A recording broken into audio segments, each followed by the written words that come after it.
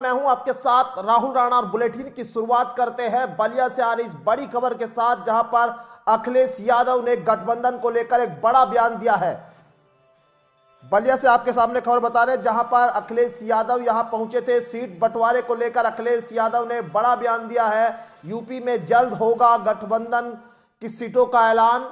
अग्निवीर योजना को लेकर भी बीजेपी पर फायर होते हुए अखिलेश यादव यहां पर दिखाई दिए हैं। एक कार्यक्रम में यहां पहुंचे थे और अखिलेश यादव ने इस दौरान मीडिया से बातचीत के दौरान क्या कुछ कहा, वो एक बार आपको सुनाते हैं। जहां जहां बलिया के लोगों की जिम्मेदारी होगी उन लोकसभाओं को जिताने का काम करेंगे। जहां तक गठबंधन का सवाल है, गठबंधन में पूरी जिम्मेदारी के साथ समाजवादी पार्टी साथ है। गठबंधन में किसको कहां लड़ने का मौका मिलेगा बहुत जल्दी आपको जानकारी मिल जाएगी। एक बात तो साफ है, न केवल उत्तर प्रदेश बल्कि देश की जनता भारतीय जनता पार्टी को हटाना चाहती है। विकसित भारत का नारा देकर के गांव-गांव वैन या गाड़ियां पहुंचा करके प्रधानों से उनके बजट का हिस्सा काट करके आप विकसित भारत का सपना पूरा नहीं कर सकते।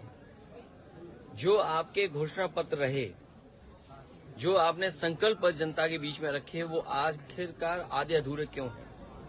अगर विकसित भारत बने, क्या हमारे किसान की आय दोगुनी नहीं होगी? जो घर बैठा नौजवान है वो बेरोजगार है, उसको नौकरी या रोजगार मिलेगा कि नहीं मिलेगा? और फिर हमारी सीमाएं कितनी असुरक्षित हो गई हैं। अभी हाल ही में आपने देखा होगा कि देश के रक्षा मंत्री को जो घटना हुई उनके घर परिवार के लोगों से मिलने जाना पड़े।